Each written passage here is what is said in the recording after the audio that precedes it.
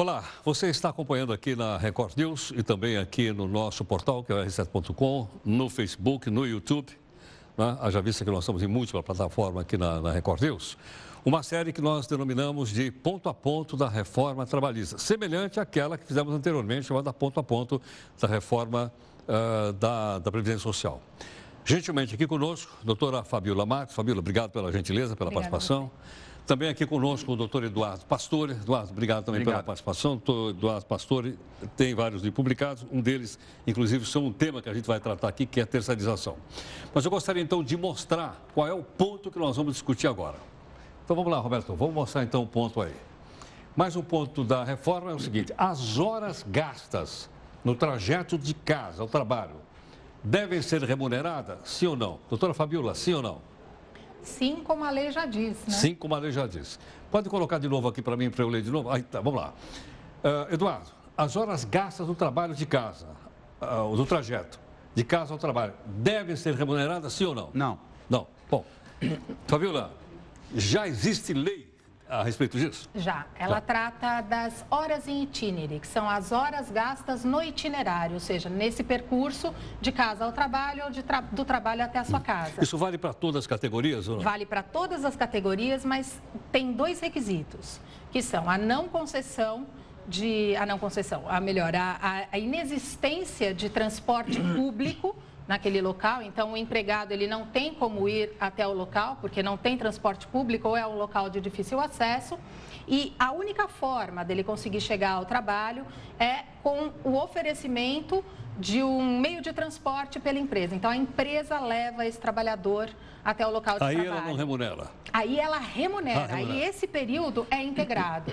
Então, é diferente do percurso casa ao trabalho, se ele tem outra forma de locomoção, se é de fácil acesso, se ele pode chegar de bicicleta, de trem, de ônibus, enfim.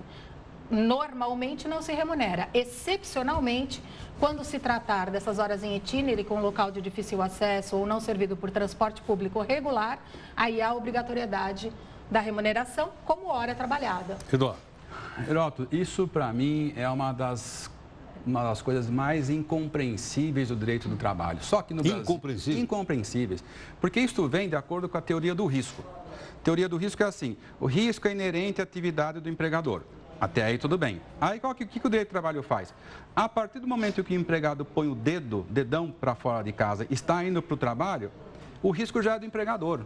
Por que ele precisa assumir esse risco? Primeiro, o empregador. Se o empregado efetivamente não está trabalhando, ele está se locomovendo ao trabalho, não está trabalhando.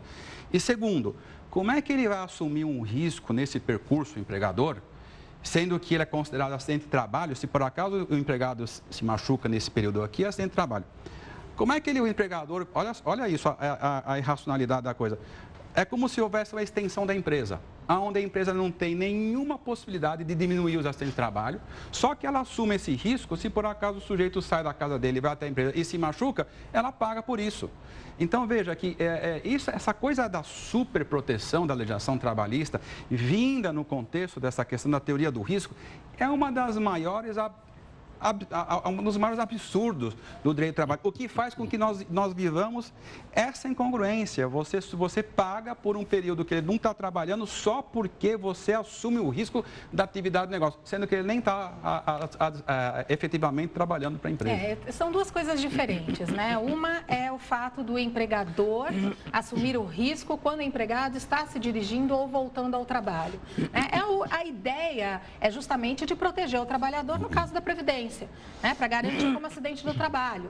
Então, se ele está indo ao trabalho, ele está indo de moto e sofre um acidente no percurso ao trabalho, está comprovado que é no percurso ao trabalho, eu acho que não tem como, não vejo por que não ser um acidente do trabalho, sendo que ele está se dirigindo ao trabalho. Mas essa não é a dúvida. A questão aqui é das horas em itinere. Né? E nas horas em itinere, diferentemente do que foi dito, né, você tem, a única forma do empregado chegar ao trabalho é por meio do fornecimento de um transporte pago ou garantido pelo empregador. Quer dizer, eu resolvo ter uma empresa no meio do campo, num lugar que não tem transporte público. Para que eu consiga chegar lá, né? Esse tempo gasto de 1 hora, de 2 horas até chegar ao local de trabalho, se não é o empregador quem garante, como é que o empregado vai chegar lá? Não tem transporte público, ele não tem como ir, tem que ser computado. Aí sim é risco da atividade, tem que ser computado como tempo de serviço, né? E pode até ser garantido como hora extra. A questão e o que me preocupa, e falando novamente dos acordos e das convenções coletivas, é que da forma como está previsto pelo projeto de lei, pode existir a possibilidade até de excluir totalmente essas horas em itinerary e o empregado vai ter que assumir o risco ou o tempo gasto para ir ao local de trabalho, sendo que a obrigatoriedade de garantir essa prestação de serviços teria que ser da empresa. Afinal, foi ela que escolheu trabalhar naquele local ermo, longe de todas as possibilidades de acesso. Pois é, você vê, Geraldo, nós estamos aqui falando da teoria do risco.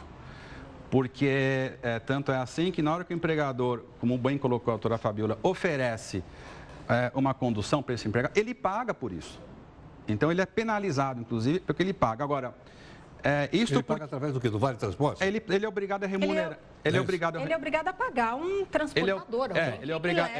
Por quê? Porque o direito do trabalho parte do princípio de que se ele demorar 3 horas para se locomover, ainda que seja um lugar longe, tem que ser remunerado por conta do princípio da proteção. Agora, Heroto, primeiro, eu já coloquei aqui, eu entendo que isto é uma incongruência muito grande, mesmo porque ele não paga somente pelo custo da locomoção, ele paga por aquilo que acontece com o empregado, que eu coloquei aqui, a questão dos acidentes e tal. Primeira coisa é essa. E segundo, toda vez que você impõe um custo, tem essa questão também econômica para o empregador, aonde ele não está efetivamente trabalhando, isto vai computar na hora que tem que ser paga pelo empregador. O custo quando aumenta, Heroto, a gente sabe disso, apesar da esquerda não gostar que se diz isso, mas na hora que você tem um custo aumentado da hora de trabalho, você tem o quê? Desemprego. Porque não existe direito do trabalho, não existe nenhum direito que não tenha um custo embutido. Ou seja, se não tem alguém que paga por esse direito, você pode proteger o que você quiser, o tanto que você quiser. Você vai ter o quê? Desobediência e informalidade. Eu estou falando aqui dos aspectos econômicos do direito do trabalho. Eu sei, Fabiola, que isto não é só isso e nem forma nenhuma que eu estou dizendo que precisa precarizar e mandar todo mundo para a escravidão. Não é isto.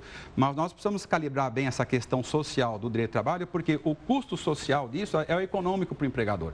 E precisamos fazer isso protegendo, inclusive, o empregado. Não é para você desregulamentar. O 6787, esse da reforma trabalhista, ele não está propondo desregulamentar, tirar, acabar. O que ele está propondo é negocia se quiser. Se você não quiser, você não negocia. Quando você não negocia, você preserva todos os direitos. Eu insisto nisso. Não existe revogação de direito nenhum, muito menos o da CLT, horas essas que estão na jornada de trabalho que está na Constituição. Da contrapartida, né? São várias questões. No caso da teoria do risco, o risco tem que ser do empregador. Ora, se o risco passa a ser do empregado, o empregado deixa de ser empregado e vira sócio. Então, eu quero receber também os lucros dessa empresa. Se eu divido os riscos com o meu empregado, eu não sou mais empregado, eu sou sócio.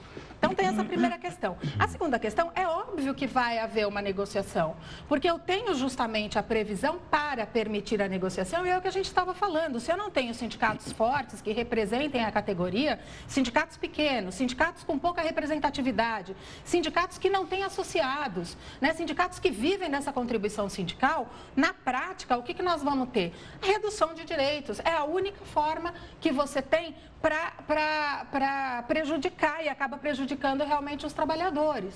Né? É um perigo muito grande quando você deixa de forma muito ampla essa precarização, porque não existe nenhuma garantia, não existe uma contrapartida. Né? Primeiro, nós estamos tratando, na maioria das vezes, de direito à saúde do trabalhador, de garantias básicas. Né? As negociações coletivas, os acordos coletivos, as convenções, elas têm como objetivo ampliar direitos, porque o mínimo já está lá. Você fala, mas não vou diminuir. Bom, você não vai diminuir, então não precisa ter reforma, porque a garantia já está prevista. O sindicato, realmente, nenhuma empresa vai negociar com um sindicato que não existe. com um sindicato que só tem carta sindical, com um sindicato que não tem nenhum dirigente lá, não vai haver negociação com esse tipo de sindicato. Assim como não existe hoje, ninguém negocia com um sindicato que inclusive é fajuto. Eu, se fosse dono da minha empresa e tivesse no meu sindicato patronal, eu não negociaria com um sindicato que não existe ou que não tem representatividade política. Ele tem carta sindical, mas ele não tem representatividade, às vezes não tem filiados. Então você faz o quê? Você não negocia com ele. Esse daqui já está fora do 6787. Vai negociar quem, então? Sindicatos que realmente representam os interesses de empregados e empregadores.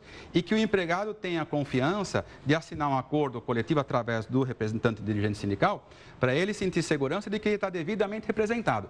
Isso não tem nada a ver com precarização, isso não precariza, muito pelo contrário. Repito aqui, os sindicatos que são grandes hoje, eles foram pequenos antes, lá atrás. Só ficaram grandes, só se tornaram grandes porque eles negociaram bem e souberam reivindicar seus direitos. É essa oportunidade que o PL 67 está dando para as partes, de que os sindicatos amadureçam. Agora, se você quiser tirar a maturidade do sindicato partindo da presunção que eles fraudam ou partindo da presunção que eles não têm nem capacidade para vocalizar os interesses dos trabalhadores, então a gente fica como está e não muda nada. Eu acho que não. Eu acho que dá para a gente garantir negociação coletiva desde que você mude a estrutura sindical. Então, havendo uma alteração da estrutura sindical, aí sim a gente pode negociar para garantir mais direitos e não para diminuir. O problema que nós vemos aqui é que, no geral, né, a preocupação, se fala muito mal da CLT, a CLT é de 1943, a gente precisa flexibilizar, a gente precisa adaptar a CLT às necessidades atuais. Só que a CLT já está sendo adaptada, ela vem sendo adaptada desde 1943. Nós temos um monte de leis que já fizeram essa adaptação. O próprio banco de horas. Né? O banco de horas é um exemplo típico de flexibilização de direitos. Quer dizer, o empregado, ele deixa de ganhar horas extras, deixa de trabalhar e receber um adicional de 50% e às vezes até mais, porque as convenções coletivas ainda estabelecem condições mais benéficas, né? Para quê? Para compensar essas horas em outro dia. Isso já é o maior das flexibilizações que nós temos hoje, né? Com isso você consegue essa necessidade de adaptação. O perigo que a gente tem é justamente de reduzir direitos sem contrapartida. Eu tive, esse tema foi bom você ter tocado aqui, Fabíola, porque eu tive o trabalho, Heródoto, de fazer uma análise nas 500 mudanças que a CLT sofreu nos últimos 74 anos. Isso é definido, inclusive, pelo Ministério Público e pelo Justiça do Trabalho. Eu fui olhar uma por uma.